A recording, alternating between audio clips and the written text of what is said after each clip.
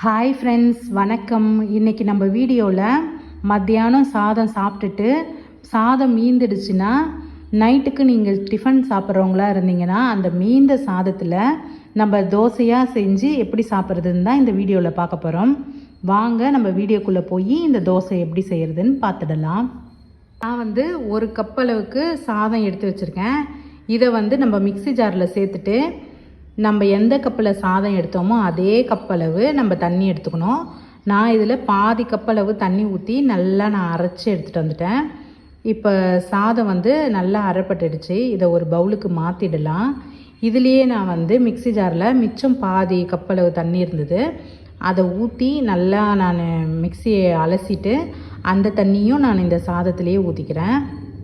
இப்போ நம்ம எந்த கப்பில் சாதம் எடுத்தோமோ அதே கப்பளவு தான் நம்ம தண்ணி எடுத்திருக்கோம். அதே கப்பளவு நம்ம ரவை எடுத்து இந்த சாதம் அரைச்சி வச்சுருந்தோம் இல்லையா, இதிலேயே போட்டுக்கலாம். தேவையான அளவு உப்பு சேர்த்து நம்ம நல்லா மிக்ஸ் பண்ணிக்கலாம்.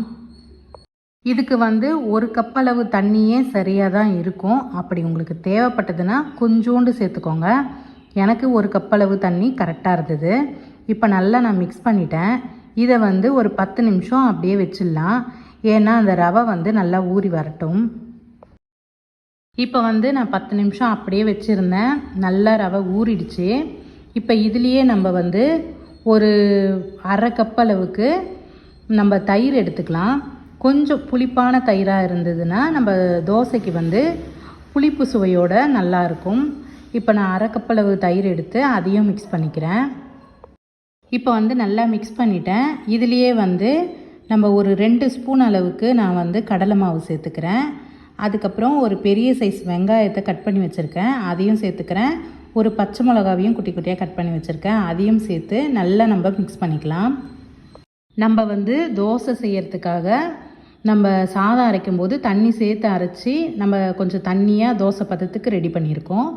உங்களுக்கு அடை மாதிரி வேணும்னா தண்ணி சேர்க்காமல் நீங்கள் சாதத்தை மிக்ஸி ஜாரில் அரைச்சி எடுத்துகிட்டு நீங்கள் கொஞ்சம் திக்காகவே நீங்கள் தண்ணி சேர்க்காமல் மிக்ஸ் பண்ணிவிட்டு இதே பொருளெல்லாம் போட்டு நீங்கள் மிக்ஸ் பண்ணிவிட்டு வாழை இலை இருந்ததுன்னா நீங்கள் அதில் எண்ணெய் தடவிட்டு நீங்கள் நல்லா தட்டிட்டு அடை போல் கூட நீங்கள் செய்யலாம். அதுவும் சூப்பராக இருக்கும்.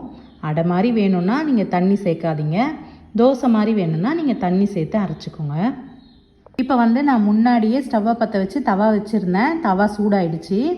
இப்போ நம்ம இந்த மாவை நம்ம எப்படி தோசை ஊற்றுவோமோ அதே போல் ஊற்றிட்டு சுற்றிலும் எண்ணெய் ஊற்றி 2 பக்கமும் திருப்பி திருப்பி வேக வச்சு எடுத்திங்கன்னா சூப்பரான மீந்த சாதத்தில் தோசை ரெடி. இந்த தோசைக்கு நீங்கள் தொட்டுக்கிறதுக்கு தேங்காய் சட்னி, கார சட்னி, எந்த சட்னியாக இருந்தாலும் தொட்டு சாப்பிட்லாம். அட்டகாசமாக இருக்கும். கண்டிப்பாக நீங்களும் ஒரு தடவை இதே மாதிரி ட்ரை பண்ணி பாருங்கள்.